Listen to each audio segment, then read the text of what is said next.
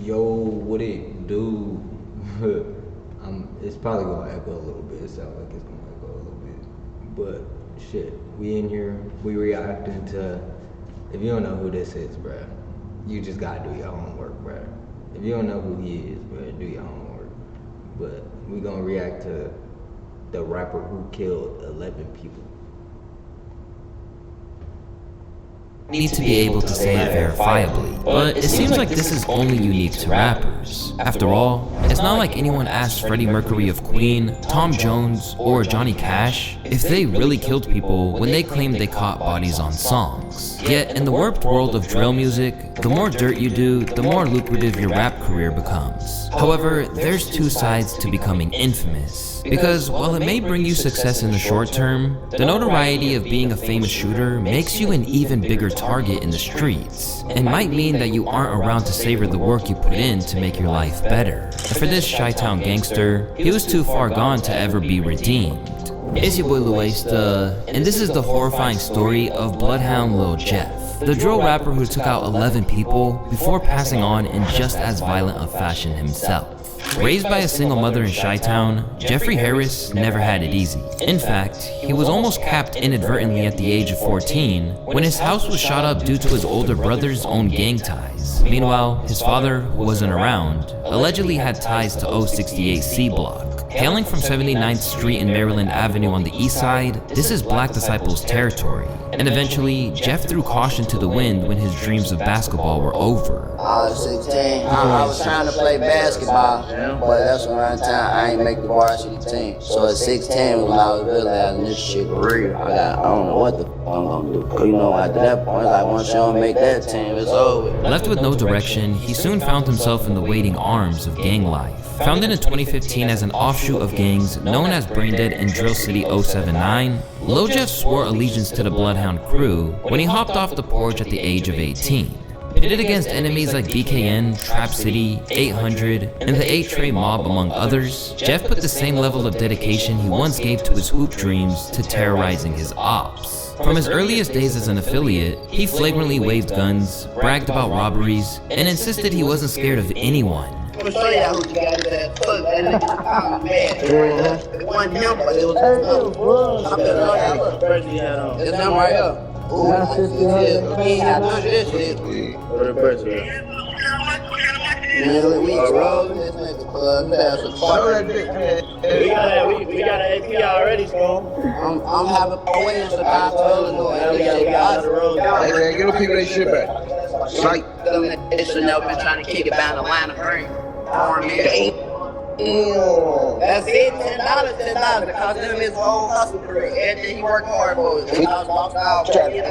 However, in a world where some individuals do this without having any genuine commitment to the cause, this certainly wasn't the case with Lil Jeff.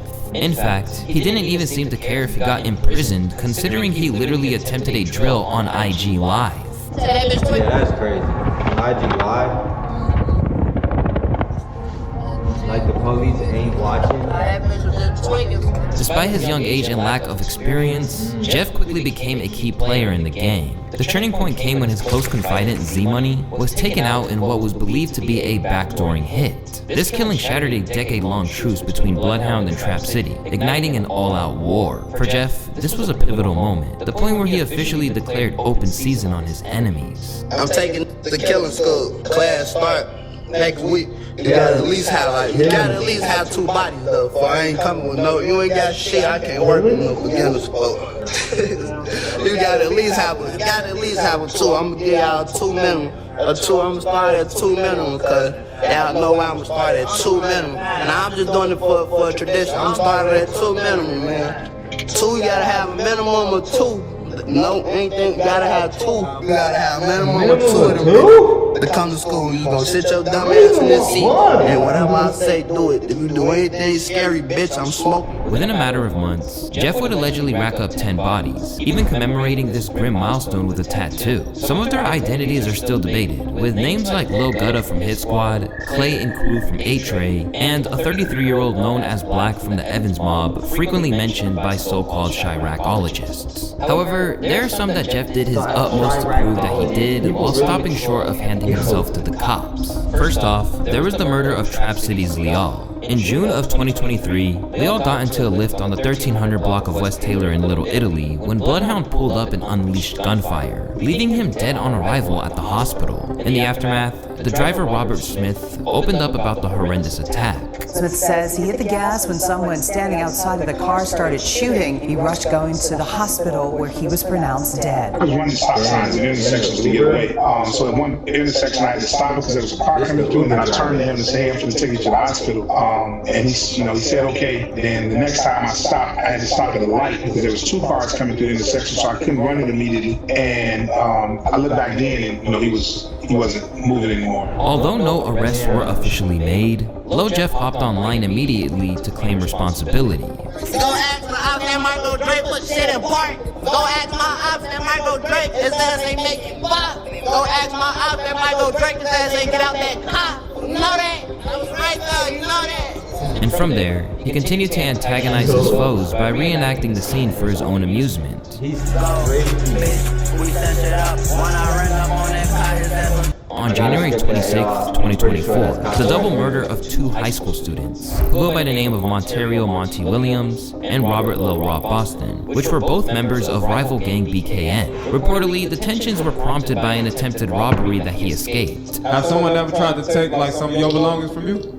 Now listen, I ain't gonna lie, a nigga did run off on me before. I will tell you that. Niggas did what they did. What, he zeroed you on the move or something? Yeah, basically. That happens to the best of us, so we done all been finesse. Yeah, his ass ran off and he went out shit. We done all been finesse, bro. It's a little shit. That's what comes with the streets.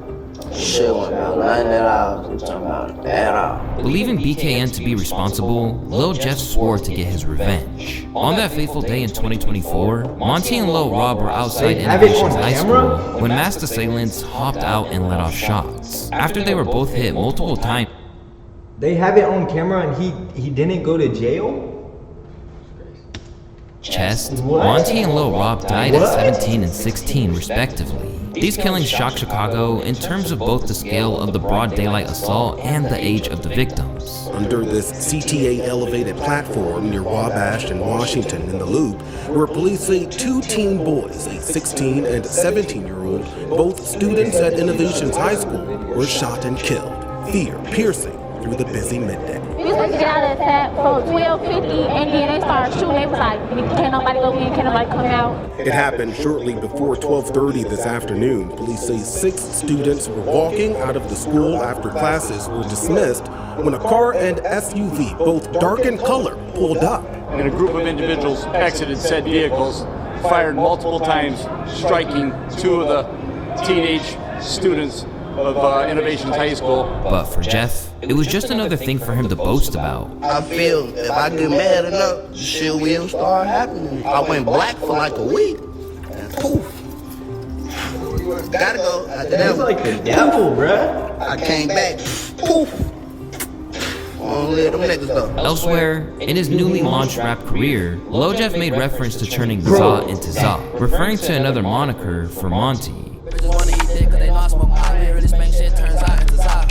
Suddenly, Jeff became a rising name in Chicago, and as he transitioned into music, his notoriety only fueled his buzz. But with his growing legend came an ever-expanding list of enemies. While he's often recognized as a rapper, it's important to note that Lil Jeff's music career was incredibly short-lived. His earliest tracks like Can't Beat Us only surfaced about 2 years ago, but with his name now carrying weight both in the streets of Chicago and on Reddit as an active shooter, his Stepping in Blood mixtape soon got immensely popular. Soon enough, he was getting calls for interviews where he became cryptic about the exact activities he was up to on the streets. Cause they said Bloodhound Lil Jeff got 10 bodies. I said, okay, well he can't be in Iraq then. This nigga must be, you feel me, in the UK. You know what I'm saying? So we definitely want to get to know the Bloodhound Lil Jeff story today. Can you start by telling us where you from? I don't know, east side of Chicago, east side of Chicago. However, it's clear that he leaned into the image whenever he got the chance. So, okay, so you got this reputation, man. You got this crazy reputation. Feel me? How do you move through Chicago? Do you feel like you probably got a target on your back? Hell nah, these Yeah, I'm outside every day, they ass ducking. I never see people on live dropping my love, showing their ass when I'm at. We be outside every day. I be from up everywhere, you could think of. Soon, Lil Jeff's legend continued to expand, with speculation growing that he wasn't solely active in Chicago. In both his own music and that of his allies like Lil Scoom, there were lyrics hinting at him and Q50 operating as hitmen. It's wild. And then the even more crazy thing about Jeff and Q50 is that, allegedly they were doing hits for money in another city. So there's a whole bunch of lyrics that they've got talking about I'm in Milwaukee taking hits for hits for paper, doing hits for change. And only since my documentaries came out, there's been a new theory on Reddit that there's basically was a triple homicide in Milwaukee that people are saying, yo, this is the one where Jeff and Q50, they were paid to kill one guy and they ended up killing 3 guys. And then there's a bunch of lyrics where Jeff and Q50 have these little bars where they're talking about my first hit was a 2 for 1. I'm in Milwaukee doing hits for the change. My first hit wasn't a regular hit. It's actually crazy. These guys are taking it to a whole nother level, and you can tell that they idolize Von. As wild as it sounds, this theory was backed by Jeff appearing in Milwaukee rappers' music videos, along with artists like Nunureacts paying tribute to him on Instagram.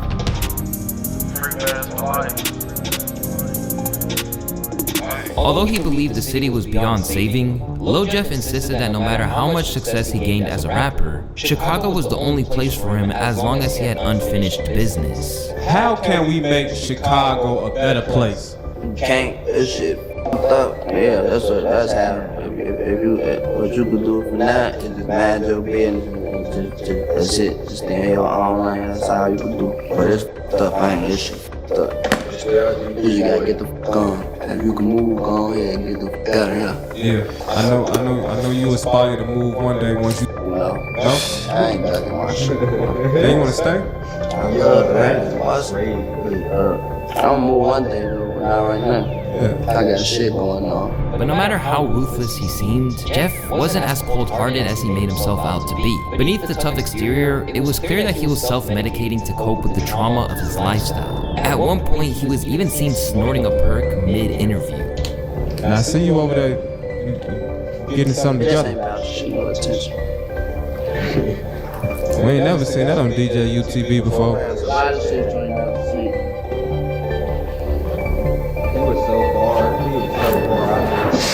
Seeing he was on the fast track to destruction, some interviewers, such as DJ U, attempted to advise him. But being young and reckless, he wasn't really trying to hear it. If a student graduates from this school, their future probably not looking too bright. Wait, what you trying to say? I'm saying there's only 2 places they can end up in. I mean, I don't know if you graduate from the school or not. I don't know. It's like, man, just look, is my future looking bright or not? But I'm just saying, if you graduate from a killer school, no, you're a rapper, so your future looks very bright. But if a young man go to a killer school, I'm a rapper, have a bright future. See, there you go, bingo. Exactly, you can do a lot. Listen, that shit come with more. Listen, there's a lot of shit behind the scenes I can't tell you, and that's why I'm trying to skip questions, cause I can't trying to skip the question.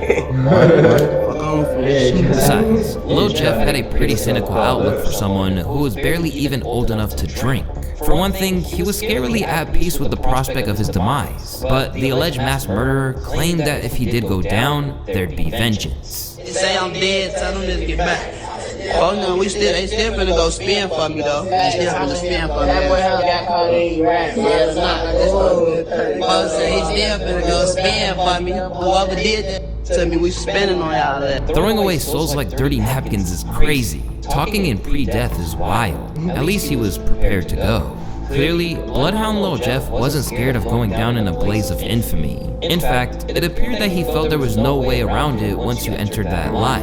In this sense, Jeff shared the same mindset as one of his rap idols, King Von. Somebody kill somebody, everybody got family, somebody relate to him or somebody cool with him, you kill him. Now everybody that he was close with is trying to kill you. It's a never end. Or they gonna kill, let's kill somebody close to him. You know what I'm saying? It don't stop. It's everybody, all the people that playing the game. It's gone. You know what I'm saying? It's the last man standing. It's either you're gonna be in jail, you're gonna die, or you getting lucky around this bitch.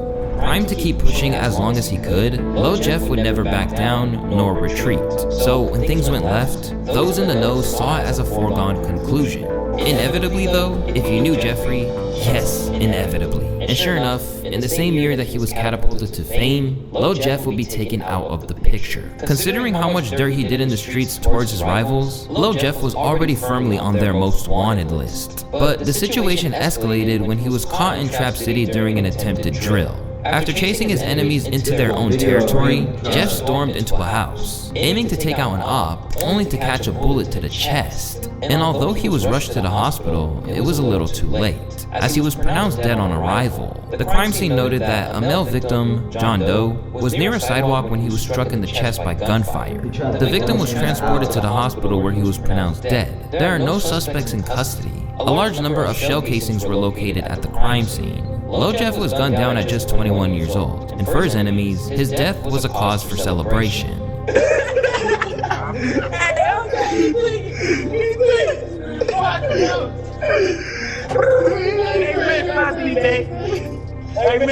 happy because he was a demon. He was on They it. caught that brain. Hey, twig. Hey, overfair. What you want, baby? This shit. Yeah, hey, no lie to you. Oh, yo. I gave you that. Hold on. I gave you that. All right, bet. Pop that right now. But to so many others like FBG Young, it was a case of a young man striving to be something to the extent that it killed him. I feel like they die out faster because they just jumping into something they don't know the steps of it. They just like, okay, jumping in and go off to diss songs and still gotta catch the bus or still gotta ride and catch the Uber and stuff like that. So they don't really know like a lot of things can affect you with going that route, especially when you ain't got everything taken care of already. You still a kid. When you first starting off anyway, you still living with your mama. You probably ain't got no money. You gotta take these buses. You fucking with these hoes that fucking with these other people. So it's all stuff could play out, but they not knowing this at the time though. According to Chirac experts, the death of Lil Jeff was linked to the attempted setup of a man named Trap City Rob. You can see on the video somebody outside like talking to their girlfriend or, you know, talking to a person who they just interacted with. And you see him run down and chase the guy in the house. And then you see him flying back off the porch. And then you hear do do do do do do do do do. And the paperwork can say he was hit 19 times in the chest area. He was shot 19 times. And that's why I think they grabbed Rob for the murder, because it's overkill. It ain't self-defense 19 times. Clearly see on camera that 4 dudes is waiting outside basically to ambush them. Like, I don't think he should be in jail, but in Chicago, they lock up the wrong people. They let out the wrong people, you know, and it's just crazy, man. But Rob, he's still up in there. He's still up in there. He got charged with the murder of Lil Jeff. Rob was recently picked up for the murder after a witness allegedly placed him at the scene. In a bizarre twist, cops had to use 2 sets of cuffs on Rob's due to his sheer size. But with a lack of solid evidence, he was ultimately released. Rather than boasting about it, he seems more focused on moving forward. Go ahead, bitch. He told me I don't want to talk. You don't want to talk? Yeah. I try Rob, what you on, gang?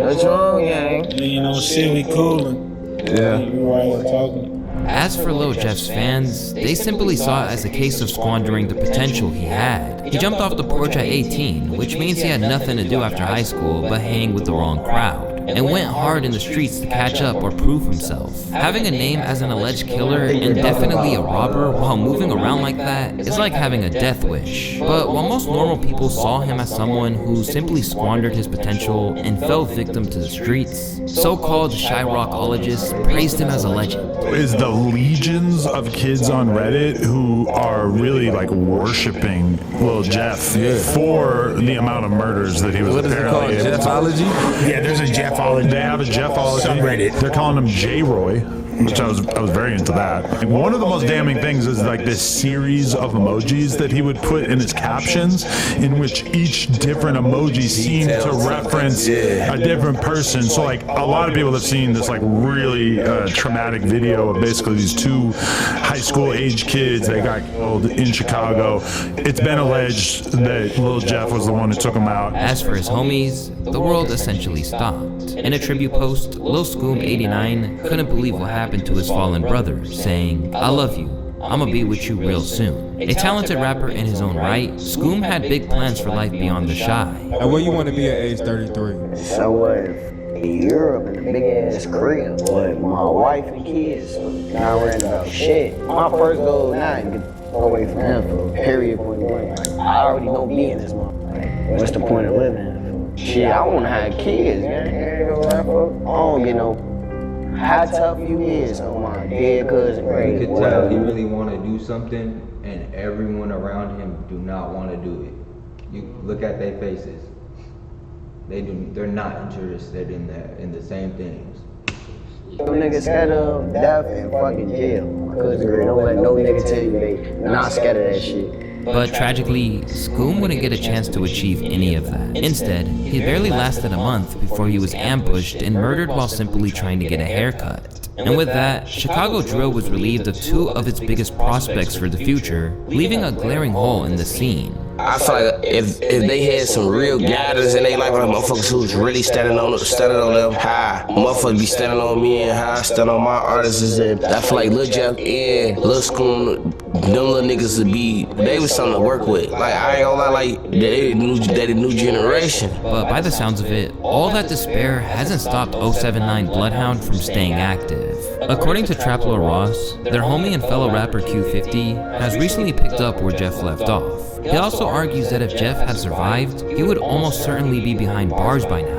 You know, Q50's still out here. He got arrested for a little period of time, but he got let back out, and he's just out here, you know, navigating the streets with supposedly with 8 bodies. I don't know how he's not in jail. It's actually kind of baffling, this whole situation. I think if Jeff was here, he would definitely be in jail, facing really serious charges for a number of bodies that he'd allegedly committed and claimed. Those guys made it really obvious for everyone, you know. In a rare interview, Q50, who spent time behind bars for firearm possession, insisted that he's still pushing on for his brothers in every way. Okay, how did Lil Jeff and Scoom impact your life? Alright, so I ain't gonna lie. When I lost my big brother, I ain't gonna lie, that shit, I'm gonna keep this shit a buck. Cause I ain't no lying ass nigga. That shit hurt me. That's my big brother, that's my everyday nigga. This, we the same nigga, we the same brain. We think like, you know what I'm saying? We do everything together. This, when I'm downstairs sleep, this who coming downstairs, he don't get no fuck if I got a hole in the bed. He gonna come downstairs and wake me up just cause that's my big brother. Can't no any nigga just do that. Already reeling from the passing of Jeff, he claimed in a moment of real vulnerability that the death of Scoom was the last straw where he was taken away. Lil Scoom, that was my heart. Cause Lil Bro, the thing I don't know about Lil Bro, he had a sweet soul. Lil Bro always smiling. He bring a smile out of me, you know? Yeah. So like when my little brother died, and it was a month after, I took that shit. I ain't gonna lie, I had to take a minute, like, you know what I'm saying? My big brother, they had ended up just putting me where it's like, not no hospital, nothing. They just put me in a different spot so I could get my man straight and don't move out promotion. Later, he revealed that the loss of Philly's YBC duel affected him as well. He doing the shit genuinely. He didn't want to fade out of nothing. Folks, I ain't like, we barely, when me and Duel get on the phone, we barely even talk about music. It's about how I'm doing right now. That's fine. How I'm holding up. If I need anything, I don't let my nigga. In a surreal moment which depicts where we're at with drill, YBC Duel was also a collaborator of Lil Jeff and Scoom's on the track Long Live Jeffrey Dahmer. Now 7 months on from those visuals going live on YouTube, every single one of these artists has passed on. With the story of Lil Jeff, you see where the worlds of rap and the streets get far too entangled. These days, the more real-life dirt you've done, the more it boosts your career. And for Chicago OGs like Tay Savage, who can see how much havoc it's wreaking, hip-hop needs to move on from that era of IG Live taunting and dead op dissing. That's telling. That's motherfucker every time I'm telling, that's telling. Try snitching, you telling on yourself. But it's not really, okay. You selling your soul, trying to hope a label gonna catch you or something. Like, alright, now it's cool, like, okay, I can get you probably, like you say, it's art. So I can get you maybe, alright, it's this little stigma right here, let me play on that. But when you talking about real work and you saying like shit that's open, I'm talking about like shit that, come on bro. I get you need some type, like a certain type of image to be the type of rapper that trying to be whatever, but that's telling. You doing all that police shit, all that, that's telling. But when you just on that motherfucker just straight out, oh yeah, we did that, we smokers did, nah, that shit goofy, I ain't gonna lie. Because when that becomes commonplace, it'll no longer yield the same kind of star-making quality. And so, they'll always have to up the ante, and that is a terrifying thought. And there's gonna be another motherfucker that's gonna wanna beat Lil Jeff. Yeah. So he gonna be like, okay, damn, Lil Jeff snorted that on there, what can I do? I'm gonna throw somebody off a bridge, on live. Despite how Reddit portrays him, he wasn't just some video game character. He was a real, albeit dangerous person, and to friends like JB Bin Laden, his loss was deeply felt. When did you meet Lil Jeff? I really like his big brother. That's my best friend for real. I know him since he was like really like 6, 7. What's he like growing up as a kid? Oh, so bad. He's a sneaky bad as the kid, bro. He'd be like sneaky bad. Everything he did for real, he excelled in that shit. You got funny little Jeff stories? This one, he was a little kid. Then back then, we used to have little socks, shit, bro was a hooper too. Put his socks on, the little hoopers, elite little Nike socks. Them bitches was there. Mad as hell, face red as hell. Yeah, that's some real little brother shit. Long live Lil Jeff, man. Long live Schoon, man. Long live LA, man. Free for them, man.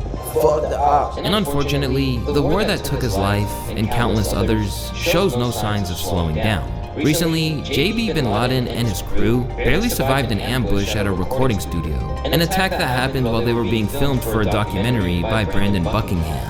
These are the final moments I filmed before we exited the recording studio, and were met by 6 masked gunmen who emptied over 60 rounds at us at close range, injuring 4 people. The shooting happened right outside of studios. As a matter of fact, I want you to come take a look at this. One of the bullets pierced this door, and that's not the only one. We found a shell casing on the sidewalk, the same sidewalk where 4 men were shot. And in the process, a cameraman was struck in the jugular with a bullet, narrowly escaping. There's blood all over me. Did I get hit? Or is that my hand? Did I get hit? Oh fuck, did I get hit? Did I get hit? Oh, I got hit. With promises of new posthumous music from Bloodhound Lil Jeff in the works, it's clear that his legacy will live on. But he could have been so much more. Not to mention that if he never got caught up in this life, as many as 11 others might still be alive too. Stop the violence.